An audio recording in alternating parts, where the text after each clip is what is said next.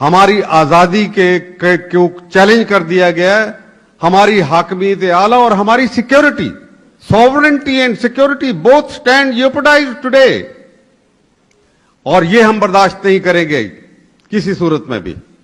आज अब ये फैसले का वक्त आ गया, फैसले की घड़ी आन पहुंची।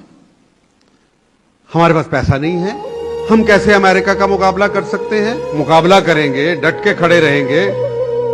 हम गरीब हैं, बेसर सामान है, लेकिन गरीबी और बेसर सामानी जो है उसकी वजह यह नहीं कि आप आजादी आपकी छीन ली जाए, आपका वकार, आपकी इज्जत, आपकी हमीयत।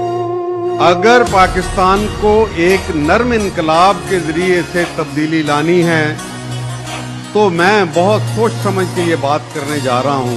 पहले तो अमेरिका को नो कह दें, डिफाई कर दें उसको, कुछ भी नहीं बिगाड़ सकता आपका।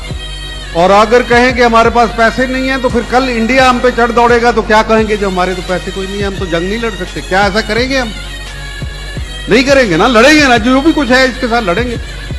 तो ये हमारे इख्तियार में है, उनको बताना होगा। ये काउबॉय हैं, ये आपको धमकियां देते रहेंगे, आपको इनके सामने खड़ा होना पड़ेगा और उसके बाद ये भाग जाएंगे। इनका अपना मुहावरा है, if you can't beat them join them.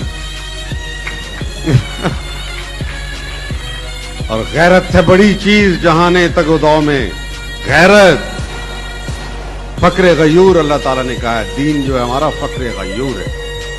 गैरत है बड़ी चीज जहाने तगोदाव में, पहनाती है दरवेश को ताजे सरेदार। ये मामले गैरत के हैं, आजादी के हैं, और आजादी हम अपनी जरूर हासिल करेंगे जो तुमने छीनने की कोशिश की है।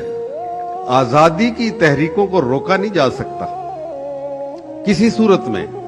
पीपल्स पावर जो है, जब वो बरूए कार आती है, और पीपल्स पावर जो है वो खुद पाकिस्तान के अंदर अब उभरने के लिए तैयार है, आमादा है। नौजवान जो हैं मुतलाशी हैं हमारे, इंशाअल्लाह